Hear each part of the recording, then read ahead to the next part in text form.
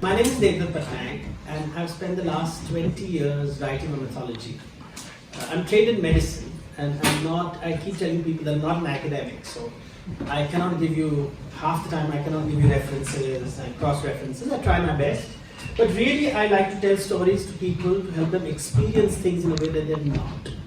So step one, let me explain how I define mythology after 20 years of work. So this is how I define. For the simplest way to explain mythology is to first explain what's myth.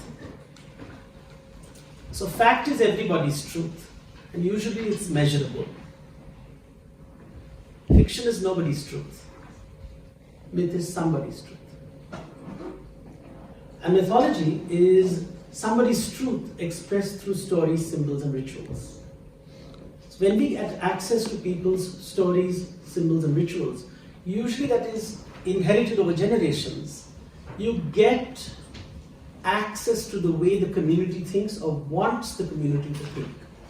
And you get a worldview of how people look at the world.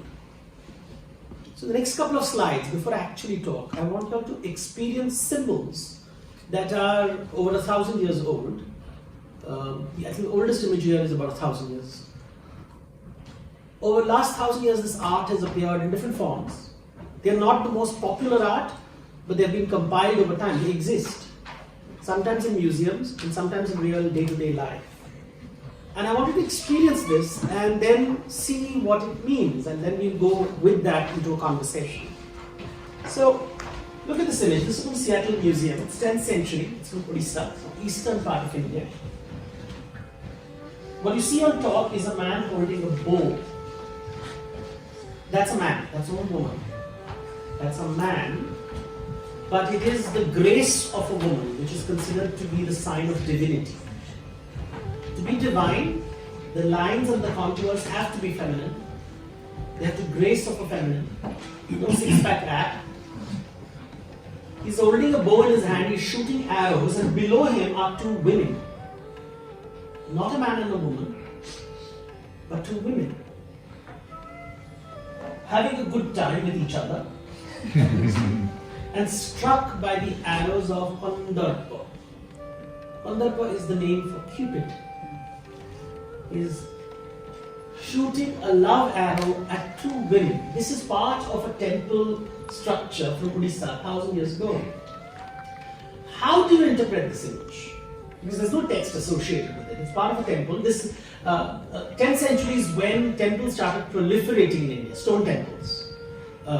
It was the big thing that happened around 1,000 years ago. Before that, temples were not so big. It suddenly becomes the most important institution in India. Temples are built across river valleys, and this is happening in Odisha. You can see the level of the artwork, the quality of the artwork. Let's look at another image now. This is the famous Khajuraho images. About 200-300 years later, women in erotic embrace, 4 of them. You're almost, they're not interested in you at all.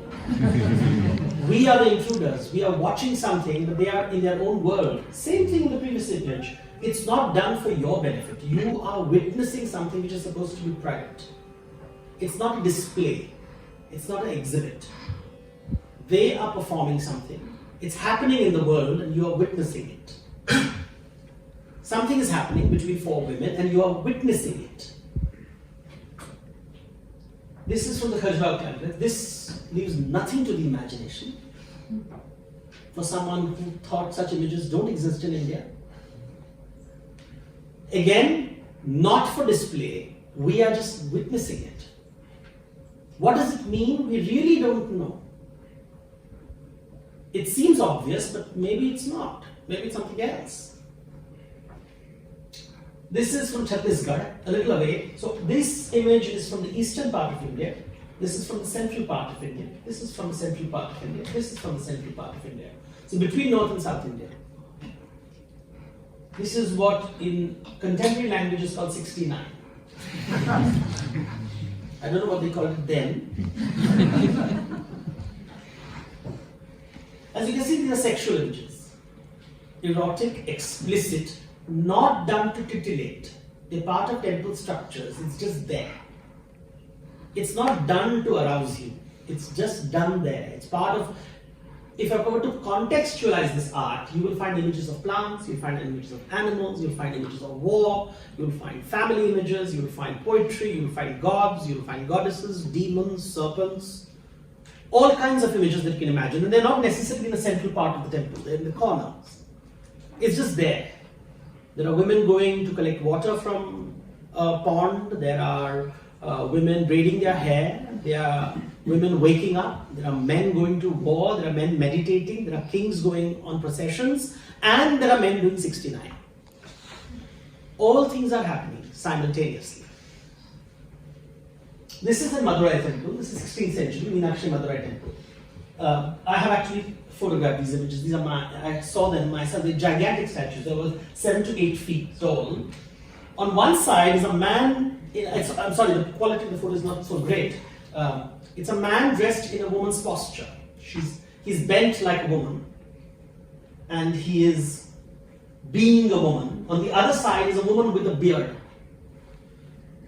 So are they cross-dressers? Are they just performers? Just theatre people performing? Or is this cross-dressing happening over here? Men dressed as women, women dressed as men? What is this? These are part of many characters over there. There are characters, there are hunters, there are poets, there are musicians, there are warriors, there are all kinds of images. These are just 2 of the many images out there. They're not central images, they're in the corner. They're nothing special about them. It's just they're special because they look different. The woman with her beard, the man with his feminine gait, the feminine stance over there, in the 16th century. So we have traveled 600 years. So 1,000 years. What is 1,000 years? Crusades are happening. This is what is happening in the world. Crusades are happening at this time. This is when the Crusades were happening. This is roughly the time when Islam is slowly getting introduced into India. This is when the Mughal Empire has been established. The Nayak warlords are building the temples to establish their royal authority in the south. This is more contemporary, this is about 19th century. This is Ardha-Nareshwar, an image of a god and a goddess merged together. What does it mean? Somebody told me that perhaps means male and female principles merged in all of us. And then you see the next image, which has 2 men fused together. Hara, Shiva and Vishnu merged. So if this is the male and the female principles in the human body, how do I read this image? 2 males. Are they metaphors of philosophical concepts? Are they expressions of the human condition? What is the artist trying to communicate? Is it a political statement? Is it a sociological statement? Is it a psychological statement? Is it a spiritual statement? How do we make sense of these images, especially when seen in isolation or bunched together like this? This is from the Ramcharitmanas, one of the most popular texts in Ramayana, written in the 16th century, 15th century. And I'll read first the line. It's called Purush Napunsak Nari by Jeev Charachar Koi. Sarva Bhava Bhaj Kapat Taji Mohi Param Priya Soi. It says, male, queer, woman, any animal, any plant, all living creatures, if they give up malice and come to me, they are beloved to me. Not a very popular line from the Ramcharitmanas. I've heard many other lines which are told as political statements, but nobody talks about this line. I found it in a WhatsApp forward. And I couldn't believe it. I said, it can't be true. So I quickly said to all my friends who are Hindi professors to check, is this line really exist in the Ramcharitmanas? They said, yes, it does. It is a line spoken by Ram himself to Kakabhusandi, the crow. And the key word over here is the second word, Napunsaka. It's a word with not clear meaning because most people who translate it are not queer.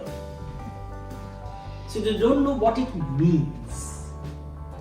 This word appears for the first time in Indic literature about 2,300 years ago in a commentary on grammar. So around 2,500 years ago, the first grammar book was written in India by Panini on Sanskrit grammar, and he uses the word napunsak there, but he doesn't talk about it. It is explained a little later, 200 years later, by a gentleman called Patanjali in his Mahabharata. And he says, he describes napunsak as something between male and female. So people have said it means transgender. He has described, the description given, if I'm not mistaken, is a person with breasts but a hairy body. That's the closest we come to. Now what does it mean? Breasts with hairy body. Because we don't know what he meant at that time. Around the same time, you have Buddhist literature emerging. The Vinaya Pitaka, rules for monks, where you find certain classes of human beings not ordained as monks because they are napunsaka, not male, not female. The closest translation you get for this word napunsaka is not quite male, not quite female. And what does that mean? It's a big category. Does it mean transgender? Does it mean intersex? Does it mean homosexual? Does it mean cross-dresser? What does it mean? Nobody's very clear. Because when you hear the story of the Pandaka and the Vinaya Pitaka, it sounds like a gay man's story. Wants to become a monk, enters the monastery, can't control himself at night, tries to be charming to the fellow monks. Some monks succumb to his temptation, others don't. So he goes out and has relations with elephant keepers. And then the monastery becomes the subject of gossip, that the monks here do funny things at night. What are they talking about? How do you understand what is being said?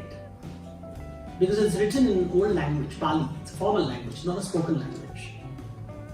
But it is written. They are talking about sexual behavior that doesn't quite fit into what is called heteronormative. It's different. Let's just classify them as different. And then you find a whole bunch of sexual behavior, and people are told that if a person behaves like this, they shall not be ordained as monks.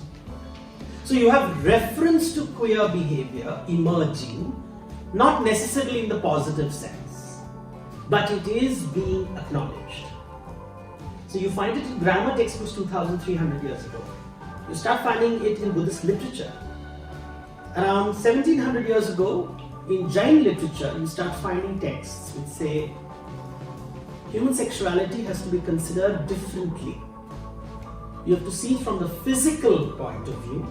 So Dravya Sharira. Dravya Sharira is a physical body that you can see. Bhava Sharira, which is the psychological body that you can't see, feelings. So you have a classification of gender and sexuality based on the body that you can see and the mind that you cannot see. So you have Dravya Sharira and Bhava Sharira. And you are told that the Dravya Sharira can be male, can be female, can be none of the above. And then you have the Bhava Sharira, which can be, you can be attracted to a male, you can be attracted to a female, you can be attracted to none of the above. And it proceeds to create a 3x3 matrix. And this is done 1700 years ago by Jain monks. They are actually saying it is possible to have a male body, but you may be attracted to a female, you will be attracted to a male, you may be attracted to something else. You can have a female body, you can be attracted to a man, you can be attracted to a woman, you can be attracted to something else. It goes further. It then talks about social behavior and says you could be a napunsaka, but you could be what is called Purusharupini Napunsaka, straight acting queer. or Stri Rupini Napunsaka, effeminate homosexual. These are words written 1700 years ago by monks. The reason being, unfortunately, to filter out people who should not be ordained into the monastic orders. So it is through monasticism. You can come here, there is space here.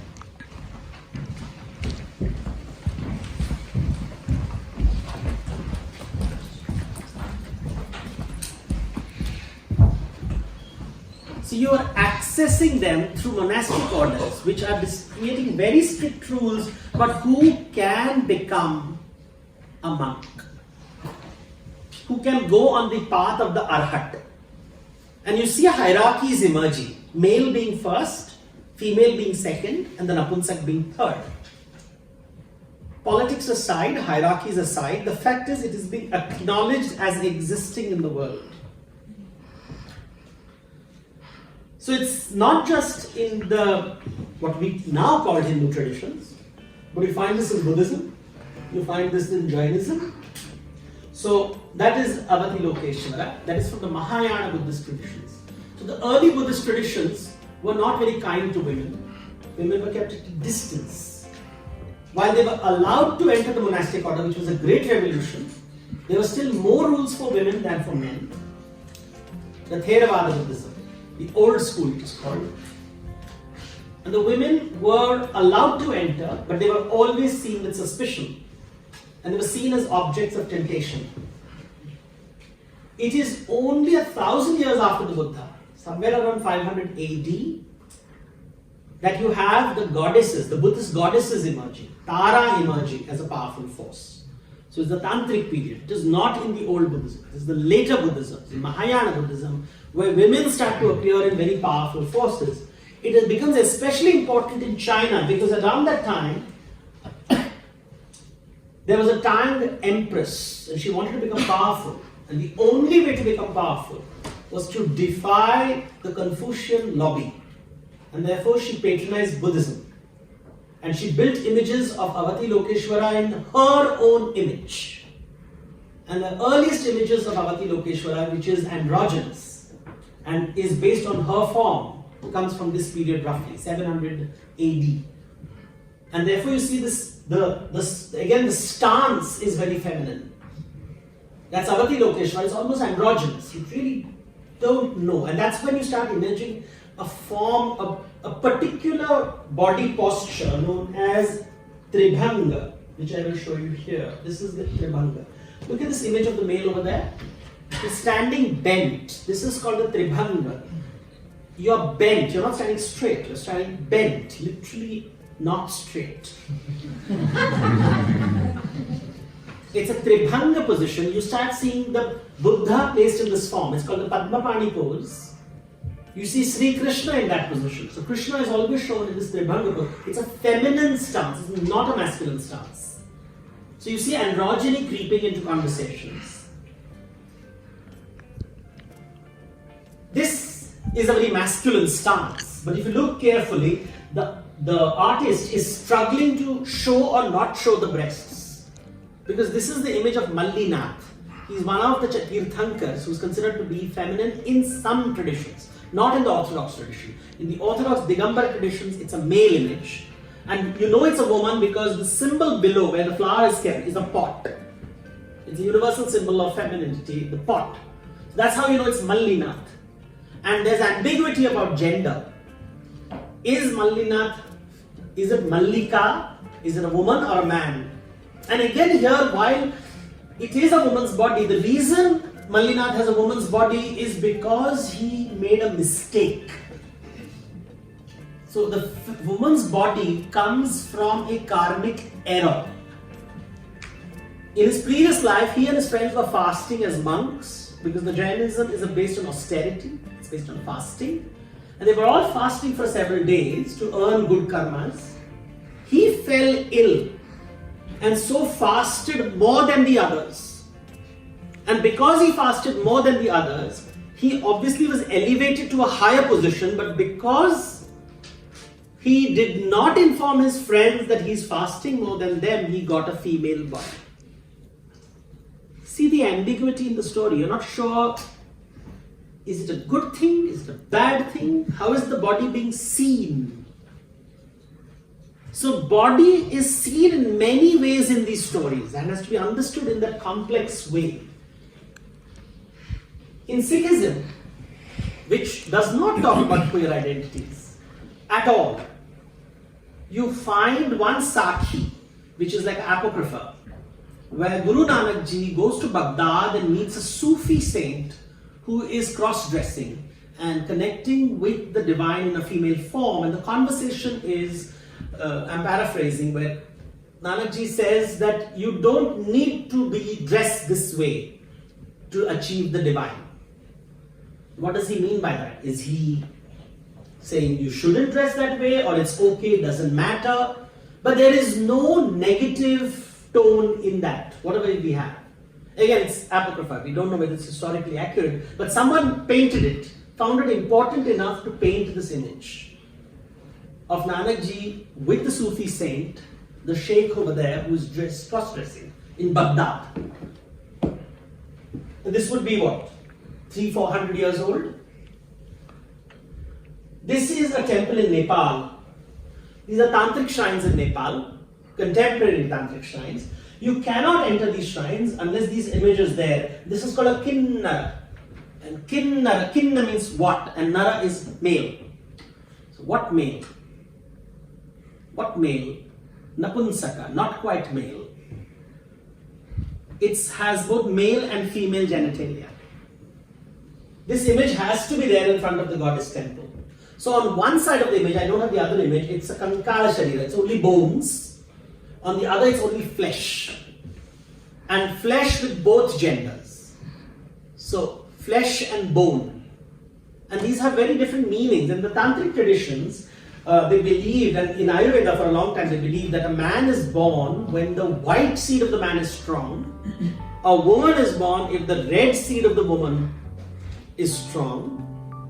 But if it's a mix of the two, you could have an entire spectrum. It almost sounds like a bell curve. The tantric bell curve. And you see these ideas emerging, and these are part of oral traditions. Remember, what we have is textual, which is a fraction of the knowledge. But it is talking about a world that is familiar or accepts the idea that the world is not binary. That's the large narrative. The world is not binary. There is a spectrum. It is this, that, and everything in between. And that's a recurring feature that emerges even in contemporary India. So if I compare this with, for example, Greek imagery, when I read Greek stories and Greek myths, one does find man-boy love being discussed. So it is the same gender, but it's intergenerational. However, when I read Indian literature, I don't find same-sex love, I don't find intergender. What I find is transgender, cross-dressing. The conversation is different. Alternate sexualities, queer sexualities express themselves differently in different cultures. The Greeks expressed it in this form, but now if I go to Mathura today, right now, I will see a temple where Shiva is dressed as a woman. Shiva, who is considered the ultimate in masculinity, in every temple is shown with mascara and nose ring and dupatta. He's called Gopeshwar Mahadeva because in Brajbhumi, which is Krishna's land, everyone who enters has to become a woman.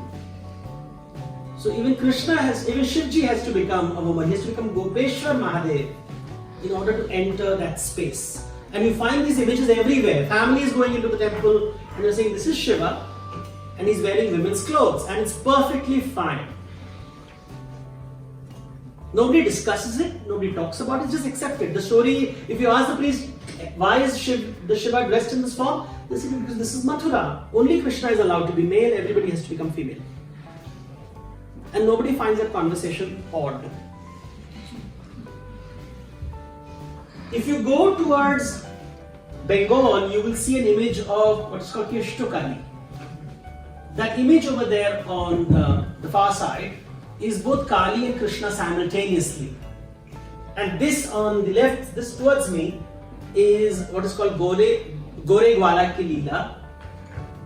The story is about Radha and Krishna. They fall in love with each other, and to experience each other's emotions, they exchange each other's clothes. And they exchange each other. So he dresses up like a girl and she dresses up like a boy. And in love making, they say that it is Viparitarati. She takes the superior position in order to experience what he feels. And she says, clothes will never help you understand what I go through. It's a beautiful narrative over there. It's a love song that people talk about. Nobody sees this as cross-dressing. They just see it as love. Until you say it's cross-dressing, you suddenly get nervous and you might get banned. That is the story, a story from the Baul tradition. So if you see the art, Kali is always shown on top of Shiva. She's standing on top of Shiva. She's dark, he's fair. She's on top, he's at the base. And one day she gets tired and she says, I'm tired of this female form, I want to become a man. So she becomes Krishna. So Shiva says, that's not fair. If you become Krishna, then I have to do something. I'll become Radha. So you become a man, I'll become a woman. But this time I'll be on top. So Radha is always on top of Shiva. That's why Krishna always falls at Radha's feet. In Krishna's temple in Vrindavan, in Brajbhumi, you'll always say Radha, Radha. You will never say Krishna. So gender dynamics, hierarchy, everything is overturned in love. Male becomes female, top becomes bottom, black becomes white. And that is a narrative in the Vaishnava traditions, in the Shaiva traditions. Or look at these images of Krishna. This is Shrinathji's statue, very popular in the Rajasthan. And I always see how people don't notice the fact that Krishna has a plait, a woman's plait.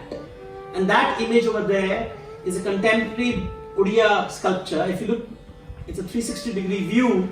He is standing in the Tribhanga position, so bent, not straight, not macho, no attempt to be macho. Look at the hair. And he's called Purushottama, the perfect man. The perfect man is one who embraces femininity. That's the definition of perfect man. And so if you do a Krishna, if your child is dressed as Krishna, the first thing you have to do is put alta in his hands. He has to put red dye, which only women wear. Because to be Krishna, you have to embrace the feminine and have no problems with it. That's what is being communicated. This feminization, if you remember the first image I showed you, it's feminine, therefore divine. That was an important concept. The grace, the lines have to be feminine. They have to be gentle. It must not have sharp edges. That is very critical. The grace, the movements. So if lines can speak, these are not male or female lines, these are queer lines. This is the south of India, this is in Karnataka. This is called the goddess Hulligama. But if you look carefully, she has a moustache. Because she's so powerful that she's given a moustache. Because moustache is a sign of power. It's almost like the old Hatshepsut of ancient Egypt, who in order to be queen had to wear a beard. That's Hulligama. This is a temple, this is a photo, it's a contemporary photograph. I have gone to the temple of Saundatti, and the first thing that you see is the goddess, is the moustache. It's kept as a brass image that's kept right in front of the goddess. And the reason they say they put the moustache is because so that her power doesn't overpower you. It's to calm you down, to confuse you. You see, the idea of fluidity is very much part of storytelling. And one of the most powerful stories, which doesn't deal with gender as such, but talks about liminality, is the story of Narasimha, of a demon who said, I must not be killed by a human or an animal, at day or at night, above or below. So he's killed by a creature that is neither human nor animal, at twilight, which is neither day or night, he places him on his thigh, which is neither above nor below. and kills him on the threshold of the house, which is neither inside nor outside. It's not this, it's not that. It's this and that, like the Indian headshake. That's where divinity lies. To be able to understand fluidity. And that's what the scriptures talk about. This story is from a folk story from Odisha, where, I read a story of Bellerophon in Greek mythology, of a monster which is part goat, part lion, part serpent. And the only way you can deal with it, Bellerophon says, kill it. Because it is neither this nor that. But in the Hindu folk traditions, you have the story of a creature that is part rooster, part peacock, part human, part bull, part lion, part tiger, part antelope, part elephant, part serpent. You can't destroy it, you just submit to it. Because nature is diverse, and no matter how hard you try, you can't box it. Thank you.